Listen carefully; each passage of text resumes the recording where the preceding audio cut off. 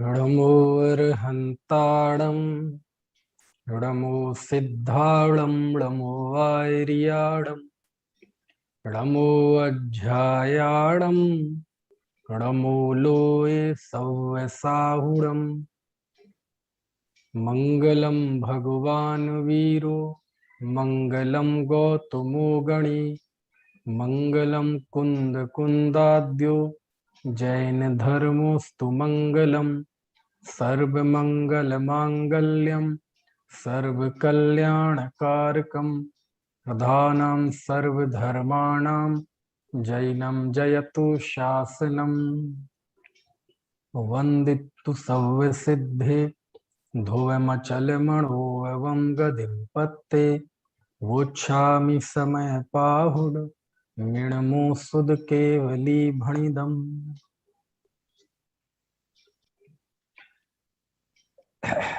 समय सार, चुनौतियां एवं दृष्टि। चौथी चुनौती जो सबसे विकट है, जीवों की अनादिकालीन पर्याय मूर्ता के संस्कार, और उन संस्कारों पर आचार्य ने कैसे बंकरों में उतर उतर के उस पर्याय मूर्ता के विरुद्ध, है ना, एक मोर्चा खोला, उस पे हम बात कर रहे हैं। आचार्य ने ये प्रतिज्ञा ली कि मैं एकत्व विभक्त्व को आत्मा के निज वैभव से दिखाऊंगा, और उस दिखाने के उपक्रम में कल जब हमने आखिरी में कुछ गाथाएं पढ़ी थी, गाथा 50 से 55 तक, और उसमें उन्होंने वर्ण से लेके गुणस्थान तक 29 प्रकार के भावों को, ये सब पुद्गल द्रव्य के परिणाम हैं, पुद्गल द्रव्य में है, ऐसा कह के उन्हें जीव से अलग कर दिया। तो ये आचार्य का एक बहुत बड़ा उपक्रम था, बहुत बड़े साहस का काम है। कोई शब्दों में उलझे और गुणस्थानों में स्पर्श रस गंध वर्ण देखने लगे तो ये तो नादानी जैसी ही होगी। हमें इसे भेद विज्ञान की पृष्ठभूमि पर समझना पड़ेगा कि आचार्य जिस शुद्ध नय की आंख खोलकर उस जीव को देख रहे हैं, उसमें ये गुणस्थान दिखाई नहीं देते। उसमें केवल वो ही दिखाई देता है जो चेतन है। चेतनता के अलावा वहां कुछ भी दृष्टिगत नहीं है, और जो चेतनता में दृष्टिगत नहीं है वो सब पुद्गल है। और वहां चूंकि ये गुणस्थान आदि दिखाई नहीं देते, बस इसी का नाम है, ये पुद्गल है। समय सार में आचार्य ने पर से भिन्न जीव का एकत्व जब बताया, तो दोनों को भिन्न भिन्न बताना मतलब क्या? शुद्धात्मा का पर और परभाव से भिन्न भिन्न बताना यानी क्या? तो भिन्न भिन्न जानना यानी चार बुद्धियों का निषेध करना। क्योंकि पर को जीव अपना मानता है, तो पर के अपना मानने के चार बिंदु हैं, चार तरह की मान्यताएं हैं जो कि अपनेपन से निकलती हैं, अपनेपन को पुष्ट करती हैं, जिन्हें पंडित टोडरमल जी ने कहा है एकत्व बुद्धि, ममत्व बुद्धि, कर्तृत्व बुद्धि और भोक्तृत्व बुद्धि। ये शरीर आदि मैं हूं, इसे कहते हैं एकत्व बुद्धि। ये मेरे हैं, ये कहलाती है ममत्व बुद्धि। इनका मैं करता हूं, ये कहलाती है कर्तृत्व बुद्धि। और इनका मैं भोक्ता हूं, ये कहलाती है भोक्तृत्व बुद्धि। दोनों को भिन्न भिन्न जानना यानी इन चारों बुद्धियों का निषेध होना, और दोनों को एक जानना यानी इन चारों बुद्धियों का होना। अनेक बार आपने देखा होगा कि शरीर और आत्मा की भिन्नता की बात तो मिल जाती है, और वो इतनी ज्यादा दुर्लभ भी नहीं है। और ये आजकल तो बॉलीवुड के गानों में, शेरो शायरी में जिस्म और रूह की भिन्नता की बातें आ जाएंगी, शरीर और आत्मा की भिन्नता की बातें आ जाएंगी। लेकिन कुंद कुंद देव को इतना अभीष्ट नहीं है। वो कहते हैं यदि कोई ये तो कहे कि शरीर आत्मा भिन्न भिन्न है, दोनों अलग अलग हैं, लेकिन यदि यह जीव शरीर आदि का कर्ता बनता है, तो इसका मतलब अभी उसने भिन्नता को नहीं जाना है ना। इसलिए वो कर्ता भोक्ता बुद्धि पे चोट करते हैं। और एक दो दिन पहले शायद मैंने बताया था कि कुंद कुंद देव आत्मानुभूति और हमारे बीच में सबसे बड़ी बाधा कोई देखते हैं तो कर्ता बुद्धि को देखते हैं, है ना। और यही कारण है कि आधे से अधिक समय सार उन्होंने कर्ता बुद्धि पे चोट की है ना। और इससे सिद्ध होता है वो कर्ता बुद्धि पर बहुत ज्यादा गंभीर है ना। क्यों? क्योंकि यदि कोई ये तो ना माने कि मैं शरीर नहीं हूं, है ना, मैं शरीर नहीं हूं, मैं आत्मा हूं, लेकिन शरीर का कर्ता बनता है, उसके सुख दुख का कर्ता बनता है, निमित्त के नाम पे कर्ता बनता है, तो कहते अभी तुमने भिन्नता को नहीं जाना। यही कारण है कि आचार्य ने जीव और अजीब की भिन्नता तो बताई, गुणस्थान आदि को पुद्गल कह के उससे भेद विज्ञान तो कराया, लेकिन उसके बाद कर्ता कर्म के प्रकरण में, जिसे अमृतचंद आचार्य ने कर्ता कर्म अधिकार नाम दिया, उस शरीर आदि कर्म आदि के कर्तृत्व का भी निषेध किया। और यदि हम जब जाते हैं 75वीं गाथा में, तो अमृतचंद देव उसकी उत्थानिका बनाते हैं कि हे आचार्य देव, ज्ञानी कैसे लक्ष्य में आता है, यानी क्या पहचान है ज्ञानी की, है ना, क्या लक्षण है ज्ञानी के, किन चिन्हों के द्वारा ज्ञानी को जाना जाता है। देखो, अब टीकाकारों का अपना एक टेस्ट होता है, उनकी अपनी एक शैली होती है, वो तो थर्ड पर्सन में बात करेंगे। मानो कोई व्यक्ति आचार्य कुंद कुंद देव से पूछ रहा है, लेकिन जब बात थर्ड पर्सन की हो अथवा सेकंड पर्सन की हो, तो हमारा जुड़ाव उससे नहीं हो पाता। जैसे कल हमने 19वीं गाथा पढ़ी थी कि यह जीव कितने काल तक अप्रतिबुद्ध रहता है ना। तो ये बात सुनकर वो हमारा उतना जुड़ाव नहीं हो शायद, लेकिन उसको यदि हम फर्स्ट पर्सन में बना लें, कि जैसे आचार्य ने कहा कि जो आत्मा को देखता है वह समस्त जय शासन को देखता है, तो मानो मुझे प्रश्न हो रहा है कि हे आचार्य देव, आखिर मैं कब इस सुख को भोगूंगा, कब तक इस बदहाली की जिंदगी जीऊंगा। तब उन्होंने बताया कि जब तक तुम कर्म नौ कर्मों को अपना मानोगे तब तक अप्रतिबुद्ध रहोगे। इसी शैली में पूछा, यहां तो बात अज्ञानी की थी, वहां कहते हैं कि हे आचार्य देव बताइए ज्ञानी की पहचान क्या है, ज्ञानी कैसे पहचाना जाता है। तब आचार्य ने जैसे 19वीं गाथा में अज्ञानी को रिप्रेजेंट किया, फिर 75वीं गाथा में आचार्य ने ज्ञानी को रिप्रेजेंट किया। और वो लिखते हैं, कम्मस्या परिणामम णोकम्मस्या तहेव परिणामम ण करेदि एय मादा जो जान दिसो हवदिणाणी। इस गाथा को हम कर्ता कर्म के पूरे प्रसंग की प्रतिनिधि गाथा कह सकते हैं, क्योंकि कर्ता कर्म अधिकार में 78 गाथाएं हैं और सर्व विशुद्ध ज्ञान अधिकार में 108 गाथाएं हैं। ये कर्ता कर्म संबंध ही है, सब में बताया है, इसी के विषय में विचार किया गया है।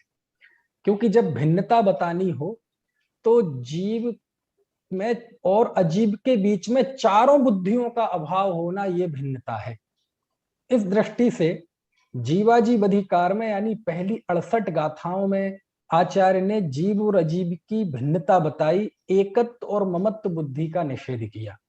और फिर बाद में 69 गाथा से लेके 144 तक, है ना, 76 गाथाओं में, 78 बोला मैंने, 76 गाथाओं में आचार्य ने कर्तृत्व और भोक्तृत्व बुद्धि पे प्रहार किया। और फिर जाके जीव अजीब की भिन्नता साबित हो गई, क्योंकि भिन्नता यानी चार बुद्धियों का नाश होना, एकत्व, ममत्व, कर्तृत्व और भोक्तृत्व। तो इस दृष्टि से यदि आप देखेंगे तो जो कर्ता कर्म का प्रकरण है वह जीवाजीव के प्रकरण का ही पार्ट 2 है। आजकल पार्ट 2 की भाषा जल्दी समझ में आ जाती है ना, क्योंकि ये पार्ट 2 वाली बात वो बॉलीवुड से जुड़ी हुई है ना। तो कर्ता कर्म अधिकार जीवाजीव अधिकार का ही पार्ट 2 है, क्योंकि जीवाजीव अधिकार में एकत्व ममत्व बुद्धि का तो निषेध किया, यदि आधा काम हुआ है लेकिन जब तक कर्ता बुद्धि रहेगी तब तक भिन्नता भाषित नहीं होती। और जब कर्ता कर्म अधिकार में कर्तृत्व और भोक्तृत्व बुद्धि का भी निषेध कर दिया, तब जाके दोनों की भिन्नता स्थापित हुई। इसलिए मैं कहता हूं कर्ता कर्म अधिकार जीवाजीव अधिकार का ही पार्ट 2 है। और सर्वशुद्ध ज्ञान अधिकार कर्ता कर्म अधिकार का पार्ट 2 है। क्या मतलब? जो कर्ता कर्म अधिकार में है वो ही विषय प्रायः सर्वशुद्ध ज्ञान अधिकार में है। कुछ नया भी है लेकिन प्रायः प्रायः वही है। वहां भी कर्तृत्व पे चोट की है ना। इस तरह से देखेंगे, यदि समय सार को एक इस दृष्टि से देखें कि कर्ता कर्म अधिकार के बाद आश्रव अधिकार, संवर अधिकार, निर्जरा अधिकार, बंध अधिकार, मोक्ष अधिकार, इनको भी थोड़ा गौण रखें और सीधा सर्वशुद्ध ज्ञान अधिकार को कॉपी करके कर्ता कर्म अधिकार के आगे पेस्ट कर दें, तो जो एक सिलसिला बनेगा गाथाओं का, तो आपको कहीं ऐसा नहीं लगेगा कि यहाँ कोई असहजता आई है, बल्कि अभी से भी ज्यादा सहजता दिखेगी उसमें। क्यों? क्योंकि ये सीक्वेंस है। समझ में आया ना? तो इसको मैं इस भाषा में कहता हूं, फिर से दोहरा दूं, कर्ता कर्म अधिकार जीवाजीव अधिकार का ही पार्ट 2 है और सर्वशुद्ध ज्ञान अधिकार कर्ता कर्म अधिकार का ही पार्ट 2 है। समझ में आया ना? क्यों? क्योंकि ये तीनों अधिकार मिलके जीव के और अजीव की भिन्नता बताते हैं। समझ में आ रही है बात? और यही कारण है कि कर्ता कर्म अधिकार के आखिरी में जाएंगे आप, गाथा 142, गाथा 143, गाथा 144, तो बिल्कुल ऐसे लहजे में कुंद कुंद देव आ जाते हैं कि मानो यहाँ समयसार पूरा होने वाला है, बिल्कुल समयसार जैसे पूरा हो गया है ना। क्यों? क्योंकि उन्होंने कहा था कि मैं तुम्हें एकत्व भक्त आत्मा निज वैभव से दिखाऊंगा, और यदि मैं दिखा दूं तो तुम स्वानुभव से प्रमाण कर लेना। और जब कर्ता कर्म अधिकार के अंत में आके चारों बुद्धियों का निषेध कर दिया, अब भिन्नता बतलाने के लिए अब कुछ बाकी नहीं रहा, तो आचार्य नए पक्षाति क्रांत की बात करने लगते हैं कि इस तरह व्यवहार ने भी एक पक्ष है, निश्चय ने भी एक पक्ष है। अभी हमने आत्मा को समझाने के लिए नयों को बीच में लाए थे, लेकिन नए साधन है, साध्य नहीं है, ये जरिया है, ये मंजिल नहीं है, है ना। ये ऐसी नाव है जिसमें बैठना भी जरूरी है, और जब उस पार पहुंच जाए तो उतरना भी जरूरी है।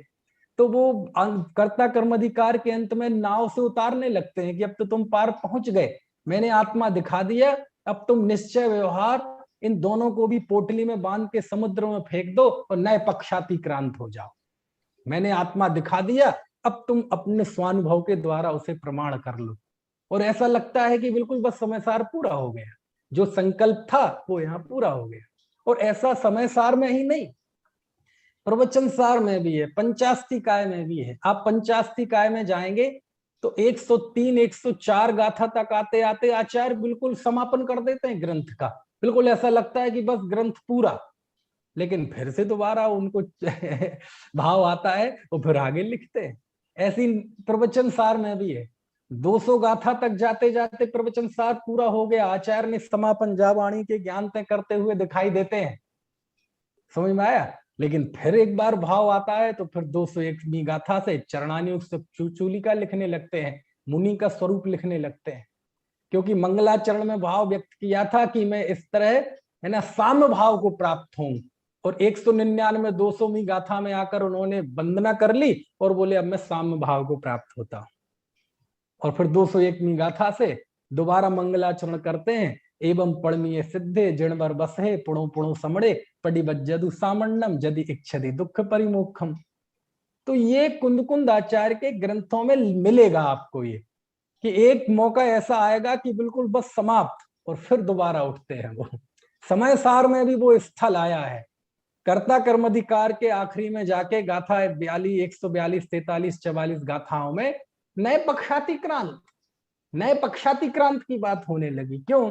नए पक्षाति क्रांत होना यानी आत्मस्थ होना, नए पक्षाति क्रांत होना यानी आत्मोन्मुख होना, स्वरूप में स्थिर होना, और इससे आगे अब कोई चर्चा नहीं रह जाती। सारी चर्चाएं, सारी वार्ताएं, सारे इफ, सारे बट, सारे किंतु, सारे परंतु, सब कुछ स्वरूप में जमने के पहले की कवायद है। और जिस समय जीव स्वरूप में स्थित हुआ, अब वहां उसके लिए कोई उपदेश नहीं है, ना निश्चय है, ना व्यवहार है, ना प्रमाण है, ना नय है, ना निक्षेप है, ना युक्ति है ना, कुछ भी नहीं है। वहां पहुंच गए, ग्रंथ पूरा हो गया, लेकिन फिर भी दोबारा उठते हैं। और फिर चूंकि उन्होंने 13वीं गाथा में आचार्य ने ये कहा था, भूदत्थेड़ा विगदा जीवा जीवाया पुण्य पावम च आसो संबर निज्जर बंधो मुखो या सम्मतम, कि भूतार्थ नय से जाने हुए जीव अजीव पुण्य पाप आस्त्रो संबर निर्जरा बंध और मोक्ष ये सम्यक तो है। तो उन्हें लगा कि जीव अजीब की बात हो गई, मूलतः तो दो तत्व ही हैं, लेकिन भूतार्थ से आश्रव भी तो जानना सम्यक है, तो फिर वो आगे पुण्य पाप आश्रव वगैरह का स्वरूप बताते हैं। तो कहने का आशय ये है कि आचार्य ने बहुत बड़े हिस्से में कर्ता बुद्धि पे चोट की है, और ये कर्ता बुद्धि इतनी खतरनाक है कि जीव को पता नहीं चलता कि ये हमारे अंदर खोखला कर रही है हमें। समझ में आया? कदाचित मोटे मोटे अध्यात्म की बातें पढ़ लें, आप देख लेना, आप जैसे कुंद कुंद देव के बाद की जो आगम परंपरा है, उनके प्रभाव से जो आध्यात्मिक ग्रंथ भी लिखे गए हैं बहुत ज्यादा, वहां भी यदि जीव और अजीब की भिन्नता की बात होगी, भाई साहब विनीत जी बहुत अलग तरह की बात कह रहा हूं, वहां भी एकत्व और ममत्व की तरफ से बात मिलेगी ज्यादातर, कर्तृत्व और भोक्तृत्व की तरफ से बात बहुत थोड़ी मिलेगी, नगण्य जैसी मिलेगी, समझ में बहुत कम मिलेगी। ये कुंद कुंद देव का विशिष्ट अनुराग था, उनका एक विशिष्ट भाव था कि उन्होंने कर्ता बुद्धि पे चोट की। अब देखो पूज्यपाद स्वामी लिखते हैं इष्टोपदेश के सबसे अंत में जाके, जीव जुदा पुद्गल जुदा यही तत्व को सार, बाकी जो कछु है सो याही को विस्तार। तो हम उसका अर्थ केवल इतना ही समझ लेंगे कि ये शरीर मैं नहीं हूं, मेरा नहीं है, और भी जाएंगे आप तो आपको यहां तक बहुत आसानी से मिलेगा।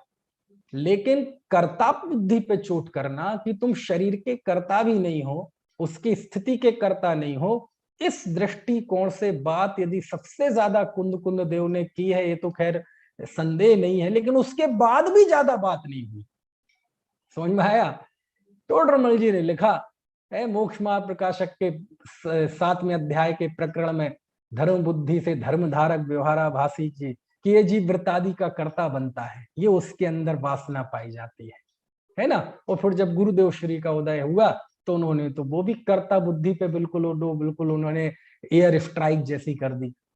तो कहने का आशय ये है, समय सार की सबसे बड़ी खूबसूरती सुंदरता नास्ती से कहें तो कुछ है, तो वो है कर्ता बुद्धि पे चोट। क्यों? क्योंकि कुंद कुंद देव सबसे बड़ी बाधा यदि किसी को देखते हैं तो कौन सी बुद्धि को? कर्ता बुद्धि को। तो जीव अजीब के प्रकरण में जिन जिन चीजों को आचार्य ने जीव से भिन्न बताया है कि वो मैं नहीं हूं, वो मेरी नहीं है, उसको इस दृष्टिकोण से भी लगाना चाहिए कि उनका मैं कर्ता नहीं हूं और उनका मैं भोक्ता भी नहीं हूं। क्योंकि इन चारों बुद्धियों के निषेध का नाम है कि वह एकत्व भक्त आत्मा स्वानुभव के द्वारा प्रमाण करना। समझ में आ रही है बात? है ना? अब आप देखें, अब कर्ता कर्माधिकार की, और उसमें भी बड़े गजब, आचार्य ने निमित्त नैमित्तिक संबंध का निषेध नहीं किया, वो गाथाएं मैंने पढ़ के बताई थी, लेकिन अज्ञानी जिन निमित्त नैमित्तिक संबंध की आड़ में कर्ता बनता है, कुंद कुंद देव उसी निमित्त नैमित्तिक संबंध को बता के उसमें से अकर्तृत्व निकालते हैं। और इस तरह की अकर्तावाद को प्रतिष्ठित करने वाले कुंद कुंद देव प्रथम आचार्य है। क्योंकि इसके पहले तो कहीं ये बात ही नहीं थी ना कि जीव कर्मों का कर्ता नहीं है। कर्मों का कर्ता है ये बात तो थी, लेकिन कर्मों का कर्ता नहीं है ये बात तो इस युग में यदि किसी ने प्रथम बार बताई, लिखी, लिपिबद्ध की, तो कुंद कुंद देव ने की। समझ में आया कि नहीं भाई, कर्म और नौकर्म के तुम कर्ता नहीं हो, है? और इसको बहुत खूब लंबा विमर्श किया। अरे यदि तुम कर पर के कर्ता बनते हो तो देखना 99वीं गाथा आचार्य लिखते हैं कि यदि तुम घट पट रथ आदि के कर्ता बनते हो तो तुम नियम से उनके साथ तन्मय हो जाओगे। उनके कर्ता होने के लिए तुम्हें पुद्गल होना पड़ेगा, अथवा पुद्गल को जीव होना पड़ेगा। अब पुद्गल तो जीव होगा नहीं, देखो, क्योंकि उसे तो ऐसी गरज है नहीं। सारी गरज और सारी मगजमारी तुम्हारे अंदर है, इसलिए तुम्हें ही पुद्गल होना पड़ेगा। अरे और अधिक क्या कहें, वो कहते हैं यदि तुम अपने भी करता हो और पुद्गल के भी करता हो तो दुक्रियावाद का प्रसंग आएगा। और सच्चाई ये है, कर्तृत्व के भाव सहित आज तक कोई जीव सुखी नहीं हुआ। कोई कह सकता है सब में अपने सुख दुख का करता तो हूं ना, अपने राग द्वेष भाव का कर्ता तो हूं ना। हाँ, यदि आप अज्ञानी हो तो आप कर्ता हो, क्योंकि अज्ञानी अपने अज्ञान भाव का कर्ता है, लेकिन कर्म के कर्ता नहीं हो, नो कर्म के कर्ता नहीं हो। हमारे दिमाग में कर्तृत्व की भी एक गलत इमेज घुस गई है। गलत इमेज कैसे घुस गई है? हम कर्ता मानते हैं मतलब अपनी प्लानिंग को, हमारे मन में चलने वाले दुर्ध्यानों को, विकल्पों को, इसे कर्ता मानते हैं। यदि हमारे मन में कोई विकल्प ना हो, कुछ हमारे मन में कोई, है ना, प्लानिंग ना हो और कोई कार्य होता है, तो हम मानते ही नहीं कि हम उसके कर्ता है। जबकि शास्त्र कर्ता किसे कहता है? वस्तु अपना परिणमन करती है तो उस परिणमन का करता है। यदि अमृतचंद देव आचार्य को बीच में उपस्थित करें तो वो बताते हैं, यह परिणमत सा करता, जो परिणमन होता है वो उस परिणमन का द्रव्य करता है। प्लानिंग का नाम करता नहीं है, विचारों का नाम करता नहीं है ना, उठापटक का नाम करता नहीं है ना। तो हमने मोहराग द्वेष के करता है कि नहीं? हाँ, आप मोहराग द्वेष रूप परिणमित हुए हैं ना, उस परिणमन का नाम कर्तृत्व है, तुम्हारे संकल्पों विकल्पों का नाम कर्तृत्व नहीं है। और वो भी अज्ञानी हो, ज्ञानी तो उसका भी करता नहीं है, और शुद्ध नए से तो जीव भी उसका करता नहीं है। समझ में आए ना? लेकिन फिर भी क्या करें, जिनके माथे भार बेडूबे मझधार में, हम तो उतरे पार झोंक भार को भाड़ में। अब मेरे अंदर कोई कर्तृत्व नहीं है, क्योंकि हमने दोनों द्रव्यों की भिन्नता को जान लिया है। लेकिन इतना भयंकर है ये कर्तृत्व का अज्ञान।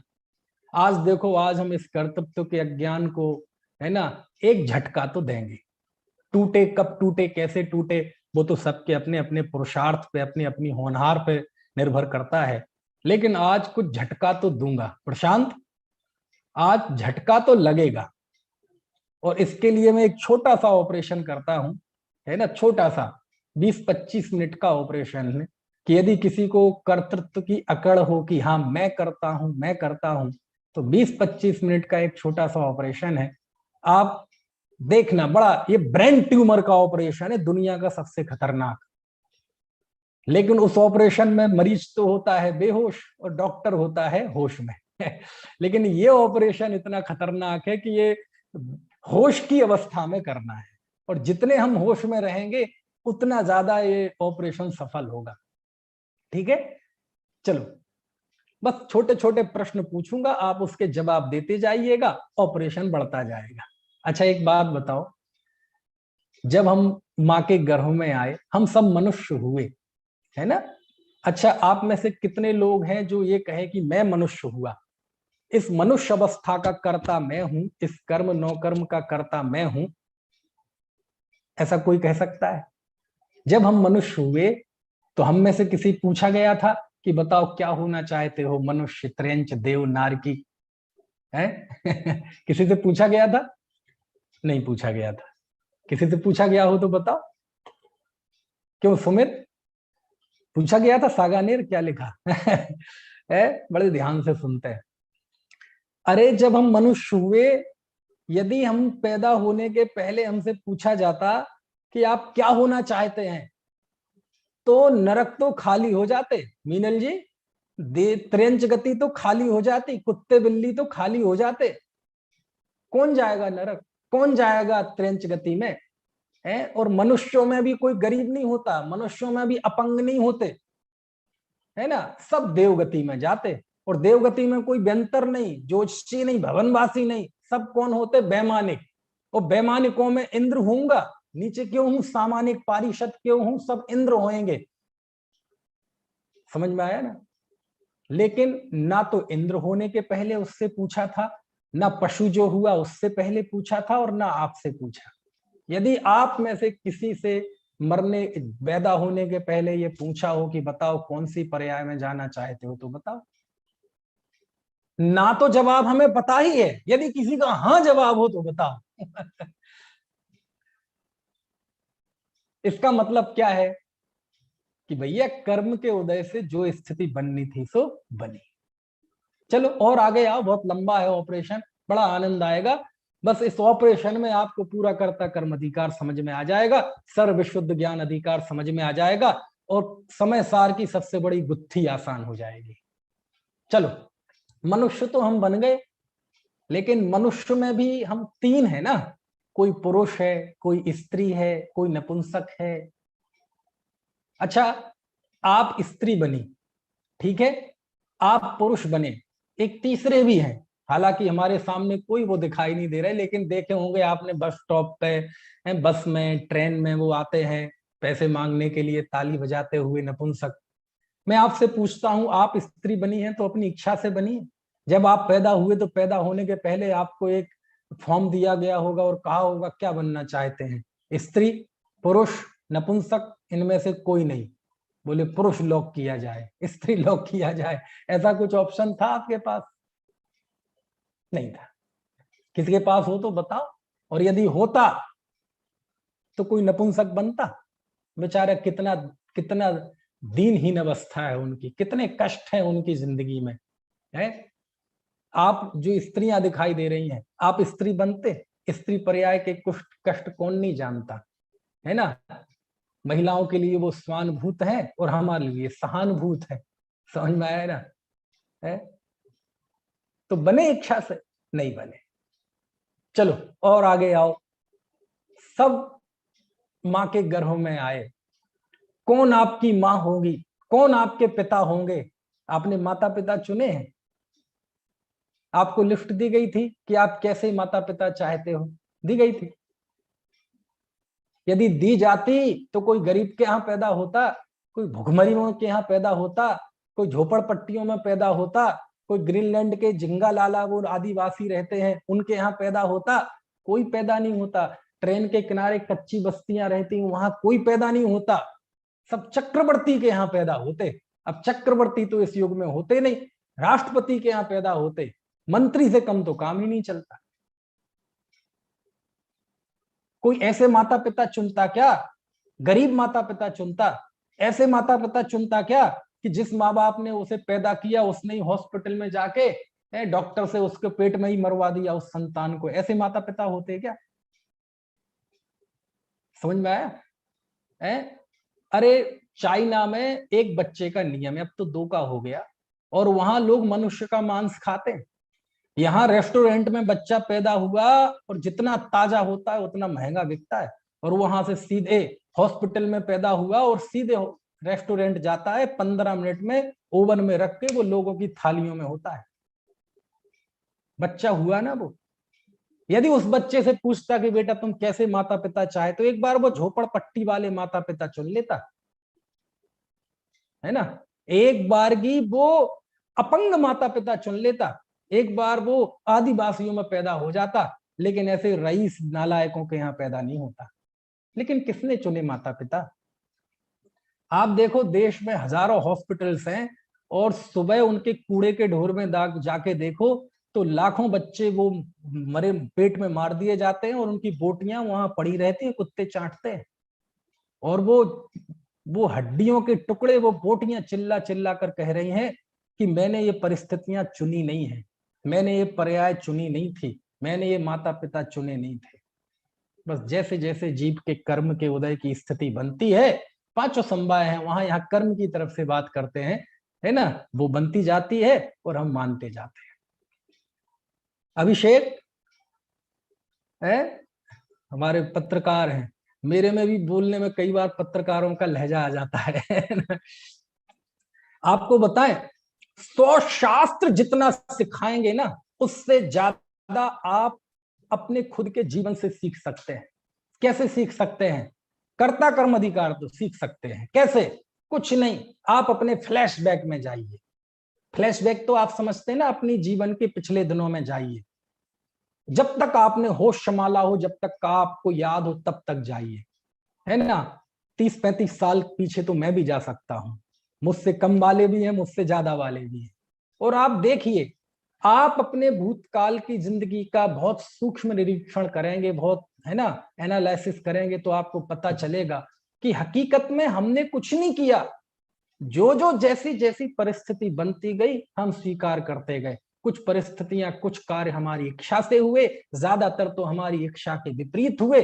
आप खुद इस बात का अंदाजा लगाओ, आज से 30-40 साल पहले आपने अपने जीवन की जो परिकल्पना की थी, भविष्य की जो प्लानिंग की थी, आज क्या आप वैसे हैं? प्रशांत, जब तुम शास्त्री पढ़ते थे या उसके भी पहले जब अपने मौ गांव में रहते थे माँ बाप की छत्र छाया में, उस समय तुमने इस जीवन की कल्पना की थी कि आज तुम जयपुर में होगे, जहां भी होगे, जैसे भी होगे? नहीं की थी। अनेकांत, जब तुम छोटे थे, हमारी गोद में खेला करते थे, उस समय तुमने अपने जीवन की कल्पना की थी कि मैं भविष्य में इस समय बाद कहाँ होऊंगा, कैसे होऊंगा, कहाँ नौकरी कर रहा होऊंगा, आंखें फोड़ रहा होऊंगा, 16-16 घंटे की नौकरी कर रहा होऊंगा? ऐसी कल्पना की थी? अजित, उदयपुर से हमारा भाई जुड़ा है? तुमने कल्पना की थी? आप यदि अपने पुराने जीवन को, जन्म से लेके आज तक के जीवन को देखोगे, बारीक निरीक्षण करोगे, तो आपको ये बात बिल्कुल समझ में आ जाएगी कि इस कर्म नौकर्म, इसके उदय आदि का कर्ता मैं नहीं हूं। मैं बस हकीकत में जानता आया हूं परिस्थिति को, और जो कुछ परिस्थिति अच्छी हो जाती है तो हम उसका कर्तृत्व ओढ़ लेते हैं, और जो कुछ परिस्थितियां हमारी विपरीत जाती हैं तो हम उसे कर्म के उदय पर डाल देते हैं, अथवा होनहार पर डाल देते हैं, अथवा क्रमबद्ध पर्याय पर डाल देते हैं, कोई ना कोई दूसरी जगह डाल देते हैं। यानी हमारे डबल स्टैंडर्ड है। यदि पांचों समवायों का विचार होगा तो हमारी सफलता असफलता दोनों पे होगा, और पांचों समवायों का विचार होगा तो हर एक चीज में होगा। लेकिन जो अच्छा है वो मेरा है, जो बुरा है वो लोगों की गलती से है। तो ये जो हमारा चिंतन है, पराधीन चिंतन, अस्वाभाविक चिंतन, ये सब पला जाएगा यदि आप अपने जीवन का बारीक निरीक्षण करेंगे। नहीं चाहा था, मैं खुद मानता हूं कि मैं आज जो हूं, मैंने अपने जीवन की ऐसी परिकल्पना नहीं की थी। की होगी, इससे अच्छी की होगी, इससे बुरी की होगी, इससे अलग की होगी, लेकिन इसकी नहीं की थी। वो अच्छा था कि होनहार थी तो भली होनहार थी, कोई पूर्व जन्म में कोई रत्न दान किए होंगे, मुनियों को आहार दिए होंगे, कोई सत्कर्म किए होंगे कि टोडरमल महाविद्यालय में प्रवेश मिल गया। लेकिन कोई यदि वो प्रवेश लेने के पहले पूछता कि तुमने कभी अपने जीवन में परिकल्पना की है कि तुम विद्वान होगे, लोगों को शास्त्र पढ़ा रहे होगे ना? नहीं की थी। आप में से किसी ने नहीं की थी। आप अपना एनालिसिस करें, समझ में आए ना?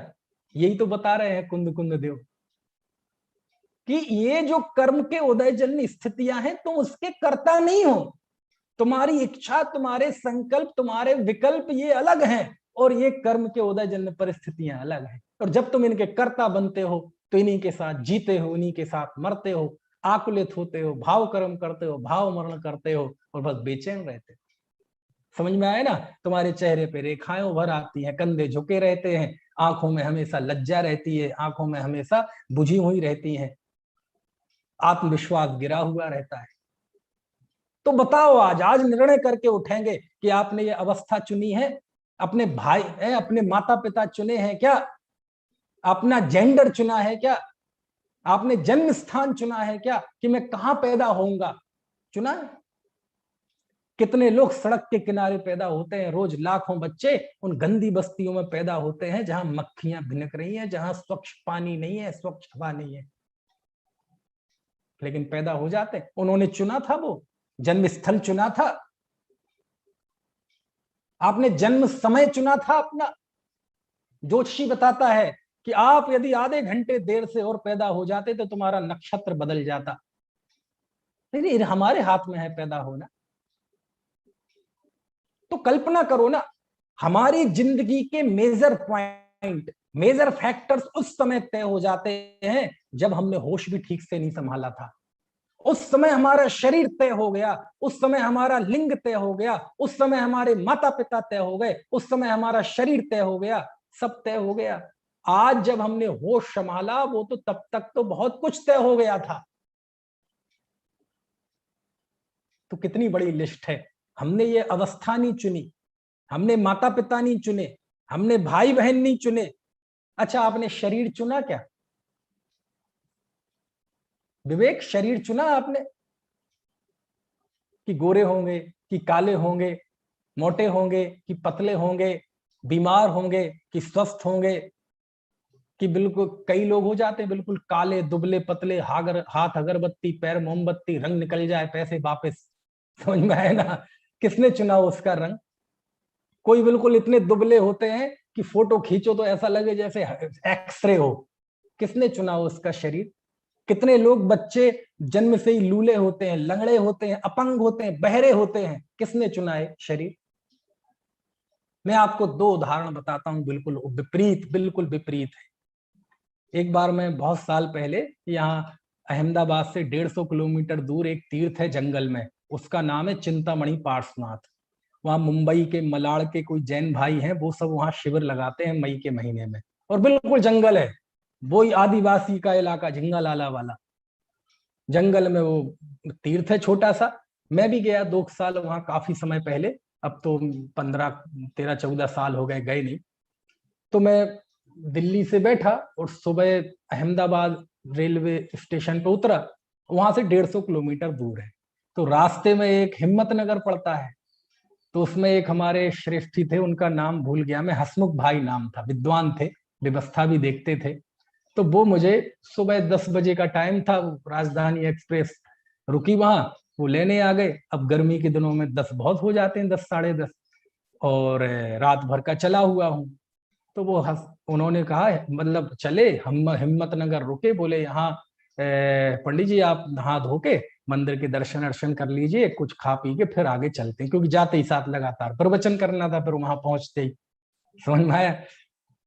तो पहले तो उनके घर में हिम्मत नगर में 2 5 10 मिनट फॉर्मेलिटी की बात हुई।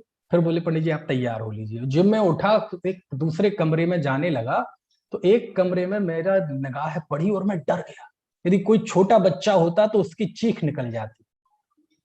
एक पलंग पे बिल्कुल एक बालक लेटा, 13 साल का, हड्डियों का ढांचा, बिल्कुल हड्डियों का ढांचा, हड्डियां हड्डियां थी उसमें, और कुछ था ही नहीं।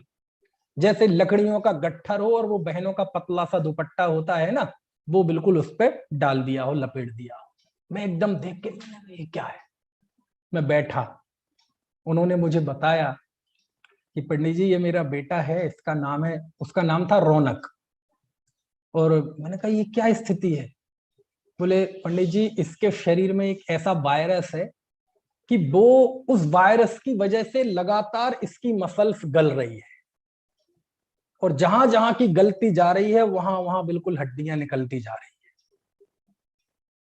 और इसकी उम्र ज्यादा नहीं है। मैं प्रतिदिन इसको मौत के मुंह में जाते हुए देख रहा हूं। आप में से कोई डॉक्टर होगा तो उस वायरस का नाम भी बता देगा, उस बीमारी का नाम भी बता सकता है। मैंने कहा डॉक्टर को नहीं दिखाया आपने? बोले खूब दिखाया। इसका कोई इलाज नहीं है? बोले कोई इलाज नहीं है। अरे मैंने कहा कोई तो होगा, एलोपैथी, होम्योपैथी, आयुर्वेदिक, है ना, एक्यूप्रेशर, एक्यूपंचर, रेकी, और ये ना हो तो पदमपुरा, तिजारा, अरे कुछ तो होगा। बोले नहीं पंडित जी, इस बात का, इसका कोई इलाज नहीं है। इससे बिल्कुल उल्टा केस मैंने देखा, ये मैंने आंखों से देखा। दूसरा देखा, वो मैंने नहीं देखा, मुझे विद्वानों से सुना कि हमारे इंदौर, विवेक तुम्हारे वो है ना बड़नगर में, अपने सेठ भी हैं और विद्वान भी हैं, अनिल भाई पाटोदी, उनका बताते हैं हमारे भाई लोग कि उनका बेटा था। उस बेटे के बेचारे के शरीर में एक ऐसा वायरस था कि उसकी हड्डियां गल रही थी लगातार, हड्डियां गलती थी, मसल्स बराबर, और जहां की हड्डी गलती वहीं ये शरीर का वो हिस्सा लटक जाता। और उस जमाने में, अब तो ये स्मार्टफोन है, स्क्रीन टच है, पहले वो आते थे बटन वाले, है ना, नोकिया 3315 आदि आदि, उसमें एक फास्ट डायलिंग का ऑप्शन रहता था कि आप एक नंबर को 4 5 सेकंड दबाए रहें, तो एक नंबर पे आपने जिसका नंबर सेट कर रखा होगा उसे कॉलिंग हो जाएगी। और बस वो ऐसा लेटा है, कान में ईयरफोन लगा है, हाथ में मोबाइल है, उसने एक नंबर दबा दिया, पापा को फोन लग गया, पापा मुझे पानी पीना है, पापा मुझे करवट दिला दो, ऐसी स्थिति। से कहा आप इनका इलाज नहीं कराते? बोले इसमें का कोई इलाज नहीं है। उसके ये वायरस था कि हड्डियां गल रही थी, इसका ये वायरस था कि मसल्स गलती है। ज्यादा उम्र नहीं है, बोले हम अपनी आंखों से उसको प्रतिदिन मरते हुए देख रहे हैं, कोई शरण नहीं है। कोई तो होगा, allopathy, homeopathy, ayurvedic, acupressure, acupuncture, reiki, और ये नहीं हो तो पदमपुरा, तिजारा, चूलगिरी, कुछ तो होगा, ये यंत्र मंत्र तंत्र। और आजकल तो बहुत प्रचार चल रहा है भक्तांबर से कैंसर का इलाज इनका पर इसका कोई इलाज नहीं है। बोले दुनिया की कोई ताकत, कोई डॉक्टर आके मेरे बेटे को इलाज कर दे, तो हम दोनों पति पत्नी उसको सारी संपत्ति दे देंगे और हम दोनों उसके यहाँ घर में नौकर का काम करेंगे, झाड़ू पोछा करेंगे, लेकिन कोई कर तो दे, ठीक नहीं कर सकता कोई। अब उसे पूछा कि बेटे तुमने ये शरीर चुना है? बोले नहीं चुना। अब इत्तेफाक से उसके कर्म के उदय उसे वैसा शरीर मिला, हमें थोड़ा स्वस्थ मिल गया, तो हमने अभिमान कर लिया कि ये मेरा है। लेकिन मैं आपसे पूछना चाहता हूं, किसने वो शरीर चुना है? कितने बेचारे अपंग बच्चे पैदा होते हैं, उन्होंने चुना है वो शरीर? अब मैं आपसे यहां पूछता हूं, आपने जब पिता नहीं चुने तो कुल मद कैसा? जब आपने माता नहीं चुनी तो जाति मद कैसा? जब आपने शरीर नहीं चुना तो रूप मद कैसा? ये सारी चर्चाएं ये आपके अहंकार पर चोट नहीं होनी चाहिए। आप करो एनालिसिस, करो अपने जीवन का। और चूंकि इतने ही जीवन का एनालिसिस नहीं करना है जितना आपको याद है, अरे उसका भी एनालिसिस करना है जो आपको याद नहीं है। अरे हमें तो पीछे अनंत भावों का एनालिसिस करना है, उसका निरीक्षण करना है। बताओ, आपने माता नहीं चुनी, पिता नहीं चुने, भाई नहीं चुने, है ना, जन्म स्थान नहीं चुना, जन्म समय नहीं चुना, शरीर नहीं चुना, भाई बहन चुने? भाई बहन भी नहीं चुने।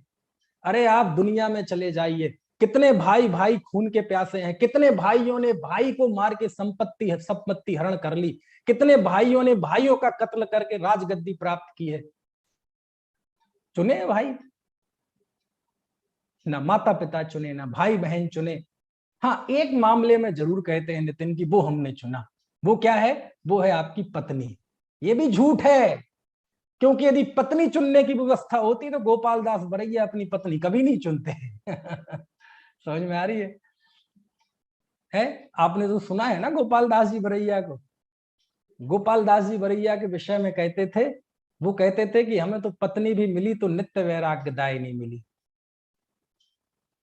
बोले पंडित जी प्रवचन कर रहे हैं, वो इतनी झगड़ालू थी, इतनी झगड़ालू थी कि वो आए और वो पंडित जी प्रवचन कर रहे, बीच में झगड़ने लगे, हुक्का भर के नहीं लाए मेरा, ऐसा सुनाते हैं लोग।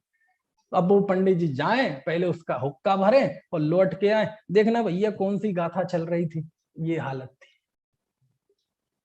एक बार वो ठंड के दिन थे, कोई कार्यक्रम के सिलसिले में रात्रि में देर हो गई मंदिर से, और लौट के जब घर पहुंचे तो बाहर भयंकर ठंड, लेकिन पंडितानी अंदर में गर्मी से जल रही है, क्रोध से जल रही है। बाहर यहां बर्फ जैसी बरस रही है, इतनी ठंड, लेकिन उसके अंदर वो दिमाग जल रहा है गर्मी, गुस्से से। और जब उन्होंने आवाज लगाई खोलो, वो खोले ही नहीं। खूब आवाज लगाए, क्योंकि जो सो रहा हो उसे तो जगा दो। अब जो बन के सो रहा हो और क्रोध में जल रहा हो उसे कैसे जगाओगे आप? और पंडित जी पूरी रात घर के बाहर बैठे रहे ठिठुरते हुए, है ना। सुबह 3-4 बजे के आसपास, क्योंकि सोई वो भी नहीं थी, क्योंकि क्रोध में जो जल रहा है वो सो नहीं सकता, वो खुद भी जलता है। और जब उसने सो के मतलब उठी, अब खोलते हैं सुबह 4-1 बजे, और उसने दरवाजा खोला और पंडित जी अंदर घुसे, और उस समय उसने एक ठंडा मटके का पानी था पंडित जी के ऊपर डाल दिया। पंडित जी क्या करते बेचारे, समता रस के धनी पंडित नामक प्राणी, क्या करे?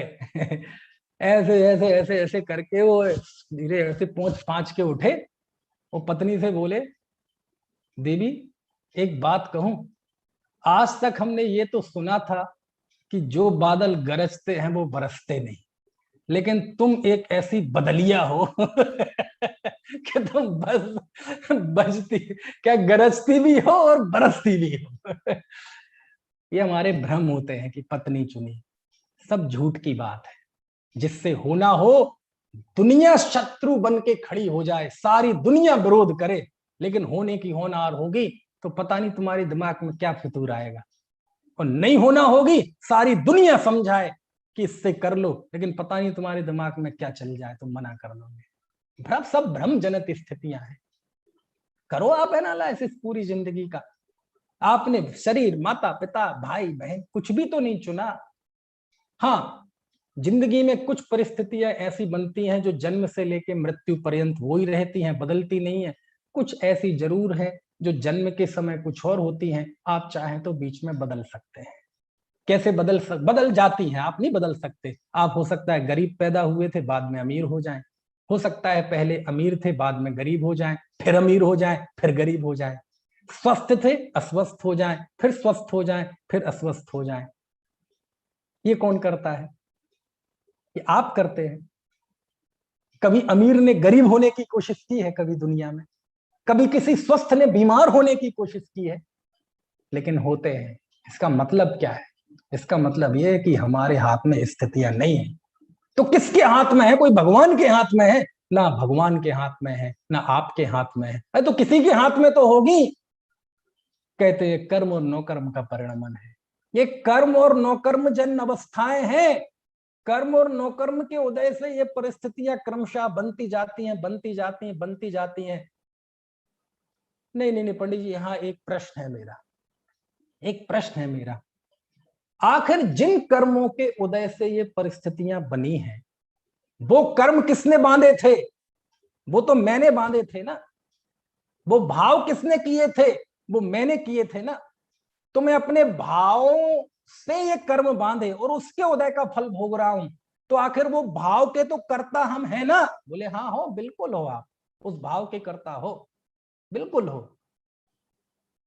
तो फिर कर्ता कहो ना। नहीं, कर्ता नहीं कहे, उस परिणमन के तो करता हो तुम, लेकिन ये कर्म के उदय के करता नहीं हो। क्यों? मैं पूछता हूं आपसे, आज तक किसी ने ऐसा सोच के कर्म बांधा है कि मैं आज बैठा हूं, आज रात्रि का समय मैंने निर्धारित कर रखा है कि आज मैं अगले जन्म की आयु बांधूंगा?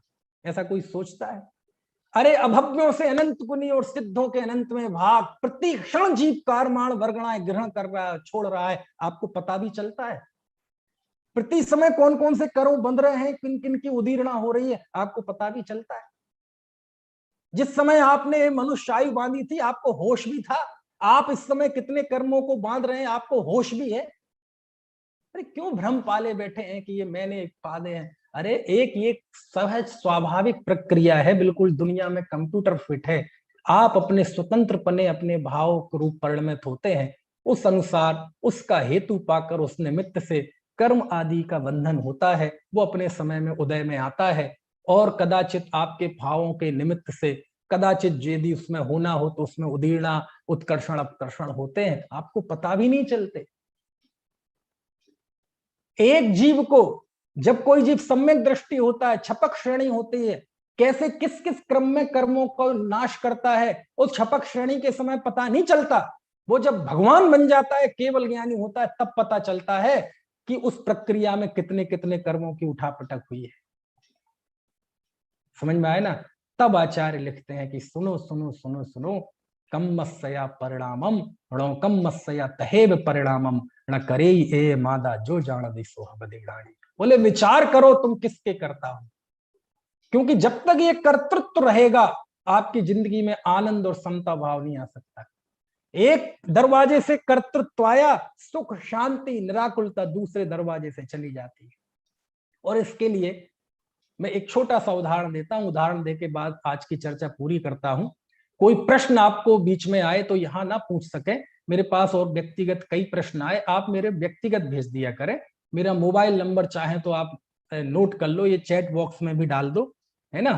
यूट्यूब पे भी आ जाएगा, आप मेरे व्यक्तिगत भेज सकते हैं। आपका प्रश्न जो विषय चल रहा है इससे संबंधित होगा और इस मंच पे समाधान करने लायक होगा तो मैं जरूर करूंगा, अन्यथा जरूरी नहीं है ना? तो आप देखो, ये इस बात के लिए मैं उदाहरण देना चाहता हूं कि एक छोटा सा कर्तृत्व आया और हमारी जिंदगी में कैसे आग लग जाती है। तो ये जो महासिद्धांत है, इस बात को समझाने के लिए एक छोटा सा उदाहरण देता हूं, इसके बाद फिर कल बात करेंगे। अच्छा, एक कल्पना करो, कल्पना करना है केवल, उदाहरणों में कल्पना ही है कि अचानक मैं आपके घर पे पहुंच जाऊं। प्रशांत, प्रशांत मेरे बहुत काम में आता है इस तरह के उदाहरणों में। मैं प्रशांत के घर में अचानक पहुंच जाऊं, और वो भी कब का, समझ लो ठंड के दिन है, जल्दी दिन छिप जाता है, 5:30 बजे ही अंधेरा हो जाता है, 4:45 बजे तक सब भोजन कर करके फ्री होने लगते हैं 5 बजे तक। और मैं, आप लोग घर के भोजन कर चुके थे, मियाँ बीवी दोनों, और बच्चे भी कर चुके थे, आपकी तैयारी थी फिनिश करने की सब, और मैं उस समय आपके घर में पहुंच जाऊं, और आप समझ लो जमाना वो है कि मैं उस समय व्हाट्सएप और ये सब नहीं कर पाया, इस वजह से फोनाचार, व्हाट्सएप आचार ये कुछ भी नहीं कर पाया, और मैं बिल्कुल हकीकत में जिसे अतिथि कहते हैं, अचानक मैं आपके घर में पहुंच जाऊं और दरवाजा खोले, अरे भाई साहब जय जनेन जय जनेन जय जनेन, आओ जी आओ, जो बैठो भाई साहब, हमारे तो भाग्य खुल गए, ये खुल गए। अब थोड़ा शिष्टाचार भी दिखाएगा प्रशांत, समझ में आए ना। मैं कहूँ सुनो सुनो सुनो सुनो, देख भाई अंधेरा हो रहा है, मुझे भोजन करना है, और जल्दी भोजन तैयार कर, और ध्यान रखना अटपहरा घी चाहिए, तुरंत के पिसे मसाले चाहिए, सब बिल्कुल तुरंत का छना पानी चाहिए, कुएं का पानी है। कौन सा पानी? कुएं का पानी। अब प्रशांत की सिट्टी पिट्टी गुल, क्या करे बेचारा। अरे भाई साहब कैसी बात कर रहे हैं आप थोड़ा पहले बता देते। कैसे बता देते है? अब देखो, मुंह पे हंसी है, मुंह पे शिष्टाचार है, लेकिन अंदर में क्या करे। अच्छा एक बात बताओ प्रशांत, ऐसी स्थिति में तुमने अभी एक कटोरी भी उठा के आपने यहां से वहां रखी है? मेरे नाम पे आपने क्या किया है मुझे बताइए? कुछ नहीं किया, लेकिन केवल आपके मन में यह विकल्प आ गया कि मुझे ये व्यवस्था करनी है। इतना विकल्प, उसने आपकी हंसती खेलती जिंदगी में आग लगा दी। अभी कुछ नहीं किया आपने, आप बहुत शांति से घर में थे, सब भूल गए। छोटी छोटी और परेशानियां रही होंगी, आपकी कमर में दर्द होगा, आपके सिर में दर्द होगा, बेचे बच्चे की फीस भरनी होगी, बाजार जाना होगा, माँ को दिखाना होगा, छोटी मोटी परेशानियां आप सब भूल गए। क्यों? ये बड़ी परेशानी आ गया ना सामने। समझ में आया है? अब देखो, आप आपकी आकुलता का ग्राफ देखो, कुछ नहीं किया अभी आपने, एक कटोरी भी उठा के यहां से वहां नहीं रखी, लेकिन आपकी आकुलता देखो, आकुलता। आप मुंह से हंस रहे हैं, लेकिन कल्पना में कहां तो मैं कुआं ढूंढूं, कहां मैं अटपहरा घी लाऊं, कहां से मैं मसाले दिखाऊं। क्यों? आपको सामने घड़ी की टिक टिक दिखाई दे रही है कि तेजी से समय बढ़ रहा है, बाहर घटता हुआ अंधेरा दिख रहा है, सामने खड़ा पंडित दिख रहा है, लेकिन कुआं नहीं दिख रहा। अब क्या करें? वो तो अच्छा है प्रशांत, तुम ब्लड प्रेशर के मरीज नहीं हो, हाई ब्लड प्रेशर के। यदि हो तो ऊपर की रेंज क्या होती है मुझे पता नहीं है, 200-250 लगता। और इतनी आकुलता, इतनी आकुलता, शुगर का मरीज है तो शुगर बढ़ जाए, ब्लड प्रेशर का मरीज है तो ब्लड प्रेशर बढ़ जाए, हार्ट का मरीज है तो हार्ट धक धक करने लगे। इतने में मैंने कहा, अरे प्रशांत घबरा नहीं, घबरा नहीं, मैं तो मजाक कर रहा था, मैं तो अपना भोजन लाया हूँ बढ़िया। अरे तुम तो बर्तन लाओ, पानी रखो, बस 5 मिनट में फिनिश करता हूँ। अरे अरे पंडित हो तो ऐसा। अरे भाई साहब हम आपसे नाराज हैं, नहीं नहीं गलत हो गया जी, आप मुझे पहले बता दे। तो चुप रहे, तू शिष्टाचार निभा रहा है हमें पता है ना। और जब ये बात हुई और वहां किचन में पत्नी तो, ओ मैं तो घबरा ही गया था जी। अब देखो, आपने मेरे नाम पे क्या किया?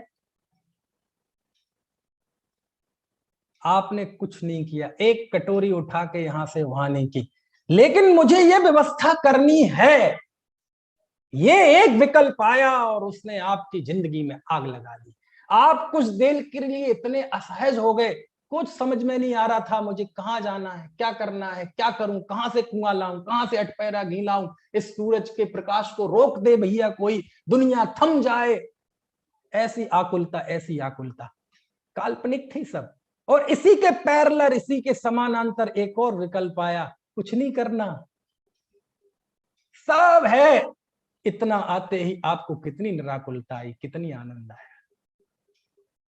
ये बात अभी मैंने परिणामों का दृष्टांत दिया है केवल, है ना। और ये बात परिणामों से स्थान पर ज्ञान में और प्रतीति में समा जाए, ये तो अभी कुछ देर की बात है। यदि ये स्थायी प्रतीति में आ जाए, हमारी अंतर्दृष्टि में आ जाए कि कुछ नहीं करना, सब अपने आप होता है, सब कर्म धर्म जय जन अवस्था है, मैं किसी का करता नहीं हूं, मैं ज्ञाता हूं, ये आपका स्थायी विजन बन जाए, स्थायी दृष्टि बन जाए, स्थायी चिंतन बन जाए, ये बात आपकी प्रतीति के पत्थर पर लिख जाए, तो दुनिया की कोई भी ताकत हमें दुखी नहीं कर सकती। कुंद कुंद देव बताते हैं, पूरा कर्ता कर्म अधिकार, सर्व शुद्ध ज्ञान अधिकार। आचार्य इसी बात पर समर्पित है कि जीव कर्म नो कर्म का कर्ता नहीं है, उदय का कर्ता नहीं, बंधन का कर्ता नहीं, उपशम का कर्ता नहीं, क्षय उपशम का कर्ता नहीं, क्षय का कर्ता नहीं। यदि कर्ता हो तो ज्ञान के कर्ता हो, और वो भी सहज ज्ञान के कर्ता हो। यहां तक आचार्य ले जाना चाहते हैं, क्योंकि यदि कर्तेपन कर्तापन का जरा सा भी बोझ यदि सिर पे रहा, आत्मा संबंधी भी कर्तृत्व रहा कि मैं राग द्वेष को करूं, मैं आत्मा को जानूं, बोले ये भी इतना भी कर्तृत्व है तो ये सुमेरु पर्वत जैसा भार है, और इस भार को भी लेकर तुम स्वरूप के अंदर प्रवेश नहीं कर सकते। सर्व कर्तृत्व को छोड़ना पड़ेगा, तब जाके स्वरूप की अनुभूति होगी। इस तरह आचार्य ने कर्ता बुद्धि पे चोट की है और दोनों की भिन्नता स्थापित की है। समय हो गया है, शेष चर्चा हम कल जारी रखेंगे।